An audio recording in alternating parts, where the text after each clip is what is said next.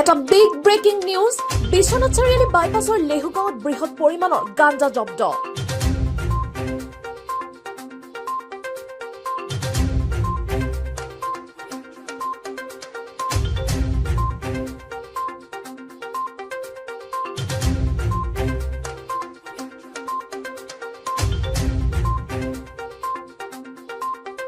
AS12Z0346 নম্বৰৰ Swift Dzire বাহনত ৰোডৰ পৰা ধেমাজিলৈ আনি আছিল গাঞ্জাসমূহ।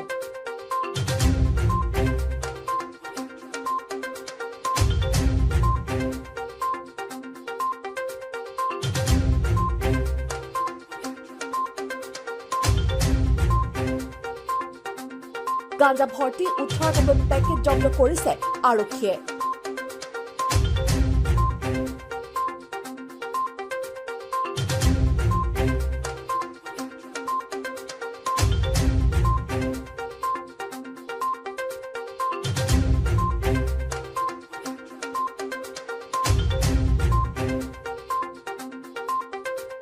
গাঞ্জাৰ সৈতে আৰক্ষীয়ে মহিম ভূঞা আৰু দীপক দেউৰী নামৰ দুজন ব্যক্তিক ইতিমধ্যে আটক কৰিছে।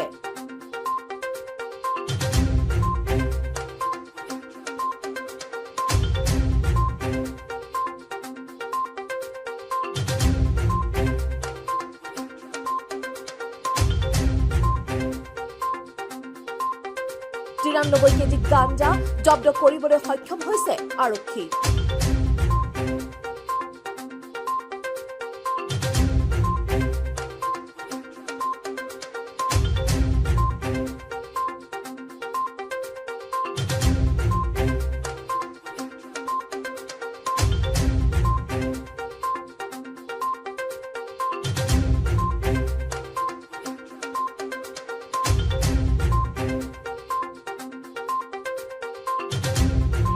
সফলতা বুলি ক'ব লাগিব।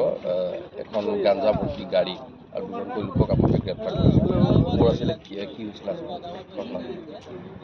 আমাৰ বিশেষ সূত্ৰ মতে আমি গম পাইছিলোঁ যে এটা গাড়ী আহি আছে গাঞ্জা লৈ পেলাই। চ' একৰ্ডিংলি মই আৰু আমাৰ OC বিশ্বনাথ চাৰিআলি থানা আমি ইয়াতে নাকা চিকিকেইটা লগালোঁ। আমাৰ গাড়ী দেখি পেলাই এখেতসকলে মানে গাড়ী ঘূৰাই পেলাই আকৌ পলাই গৈছিল। আমি আকৌ খেদিলোঁ সিহঁতক, খেদি পেলাই লাষ্টত আমি সিহঁতক ধৰিবৰ কাৰণে সক্ষম হৈছোঁ। আচ্ছা, ক'ৰ পৰা ক'লৈ নিছিলে গাঞ্জা? এখেতে কোৱা মতে ৰোডৰ পৰা আহিছে বুলি কৈছে। এতিয়া লৈ গৈ আছিলে ধেমাজি ফালে বুলি কৈ আছে। কিমানমান জব্দ কৰিছে? আমি টোটেল প্ৰায় 93 কিলোছ গাঞ্জা। কিমান হ'ব বজাৰ মূল্য কিবা অনুমান? হয়, বজাৰ মূল্য অনুমানিক হ'ব আপোনাৰ 46,40,000 ৰুপিজ বজাৰ মূল্য। দুজনক আটক কৰা হৈছে। যি দুজন লোকক আটক কৰিছে তেওঁলোকৰ